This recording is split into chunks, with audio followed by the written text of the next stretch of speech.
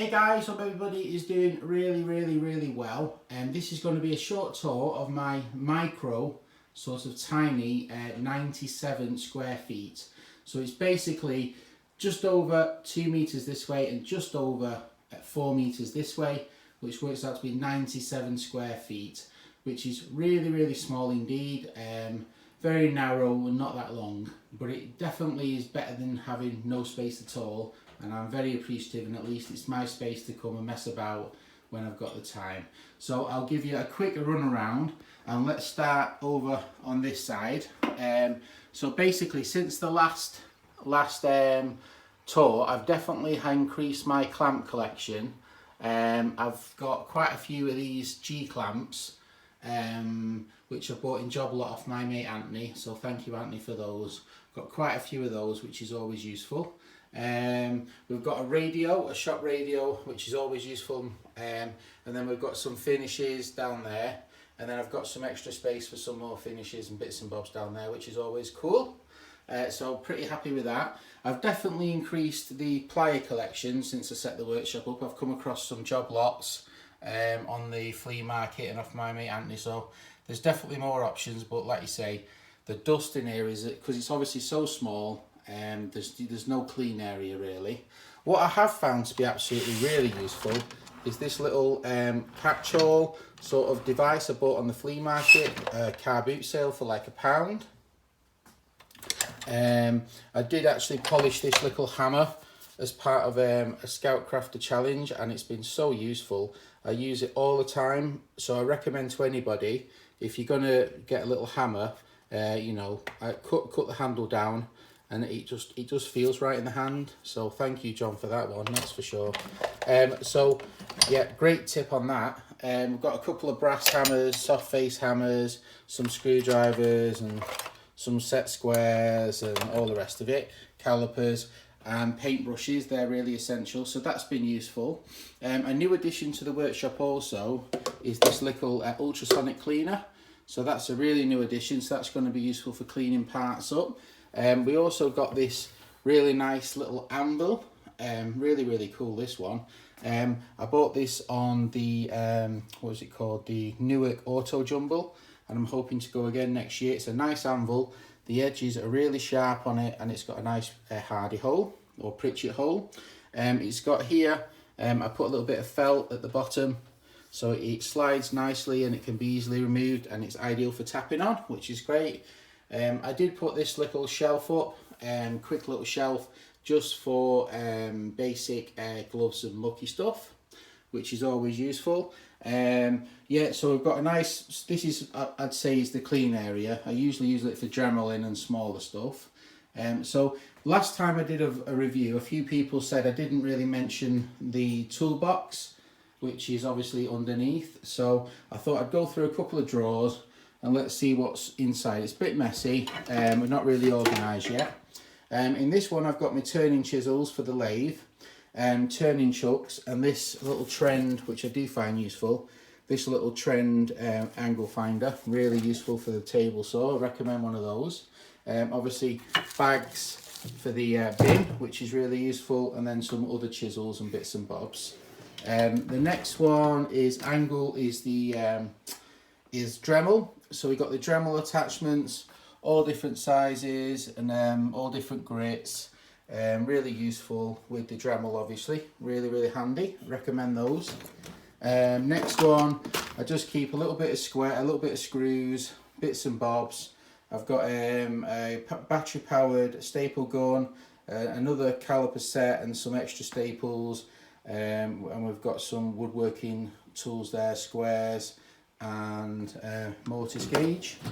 This side I've just got basically a few power tools, router, sander, planer, another little router down there, and another little sander, and then a block plane for some reason, and a few screws.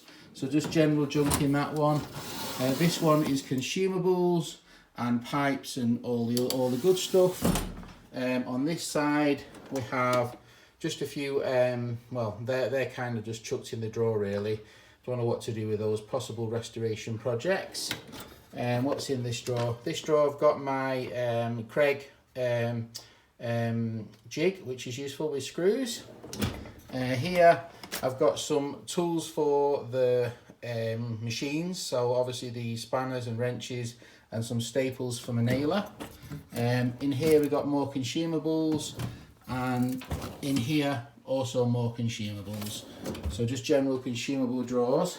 In here we have files, quite useful files, bits and bobs like that. This side here we've got washers and hardware, the adapters for some of the tools for dust extraction, some more sandpaper, machine screws, etc.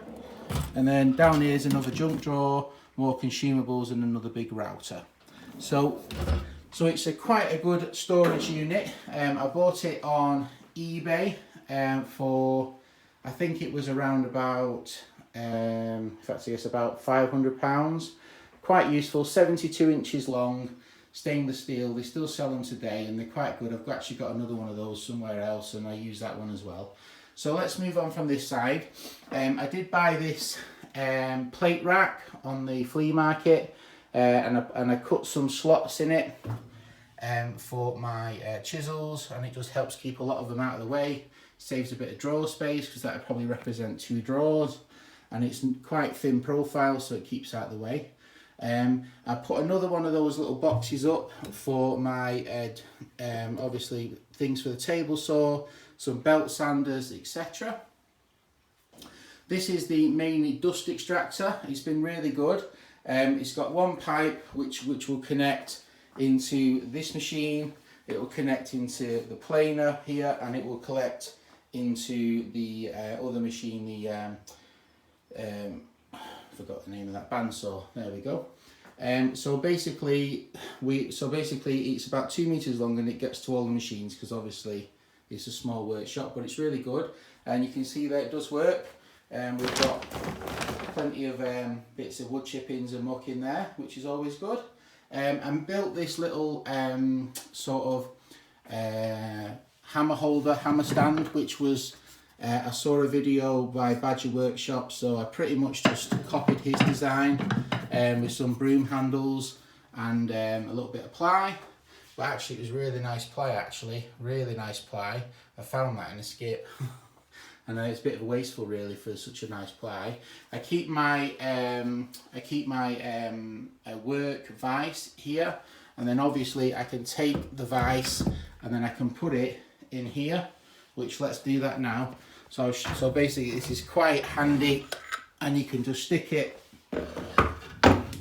in here, and it's really handy.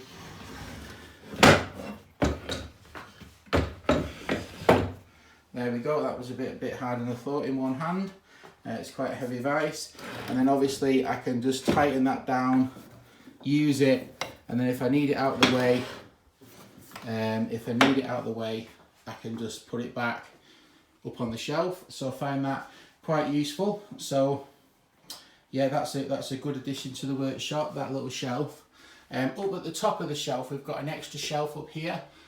Basically it's got a scroll saw, a buffing machine, some general tools, my dust extractor, which is a godsend. This is a record power, and I'd highly recommend that, really good. At the top we've got a 1x30 belt sander. We have a buffing machine with fibre wheels. We have a grinder, belt sander, and then some more odd tools which probably need to go somewhere else. On this wall is kind of just a display of just general items I've picked up. I made this sign because I do have an Instagram page as well. So if you want to check that out, there'll be a link below to see what other things I get up to. So basically, this is a little handsaw which I painted and put my tool addict on. And also I've got some hand planes on the shelves, just really, I do occasionally mess with them, but generally it's just for fun. And I just thought they looked nice. At the bottom of the floor here we have a belt sander, which is a really good one. I'd recommend that one with a disc. Wire wheel, which is actually Axminster's largest angle grinder, but I'd use it as a wire wheel because I was fed up of pushing into the wire wheel and it bogging down, so I'd recommend that. And then we've got the lathe, we've got the Swan air compressor, And then we've got the bobbin sander down there. We have another since the workshop short, I bought a second machine, so an extra buffing, polishing, and then the other one's for brass. That's a nail gun. We have a trend sort of hoover, dust extractor, really good. Another addition is the little fan heater down there. I leave that on 24 hours a day and it just keeps an ambient temperature, so it keeps everything dry and hopefully will keep the rust off the cast iron. So we have a small, quite a handy little space-saving little shelf here for drills, drivers, and I got this little hook on eBay for the angle grinder, keeps it out of the way, really useful. We have an ammo box just here, which I keep files and some other hammers and squares and general stuff. And then we have more clamps on this corner as well, more of the longer stock clamps, and then lots of dust. If you see, the dust gets absolutely everywhere, it's a nightmare. And then, but it can use the air compressor and blow it all off, which you probably should have done, but at least you get an example of what it's like. So yeah, so we have the bandsaw, not to forget, which is really good. Axminster. I actually went for a trade model for the bandsaw because, you know, I thought it'd be a bit heavier duty with the proper bearings on it rather than the ceramic wheels. And then we've got the Axminster Craft table saw, which has been really good, and the Axminster Craft like home use thickness planer. I have put the Axminster heavy duty stands on all three of the items, the bigger things, so I can just flick the feet up and I can just literally move everything out of the way and then put it back. Really useful when you're working on your own and you need to hoover clean behind or pull a machine out to use it. Really handy. So yeah, so that's a quick overview of my garage and my little workshop.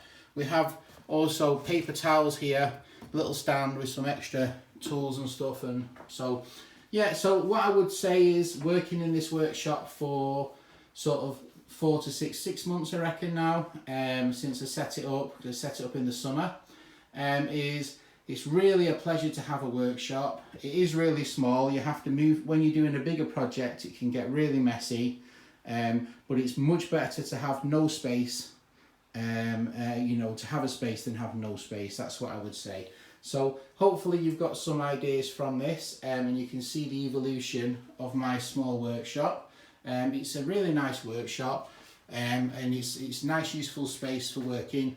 I just wish it was about 4 times bigger, but I'm pretty sure a lot of people can sort of feel that one. I would do an extension if I could, but I've got nowhere to extend to, so that's me done, I think. Alright guys, hopefully you found that a little bit interesting, the 97 square foot micro workshop tour. Alright, take care, have a lovely day, bye.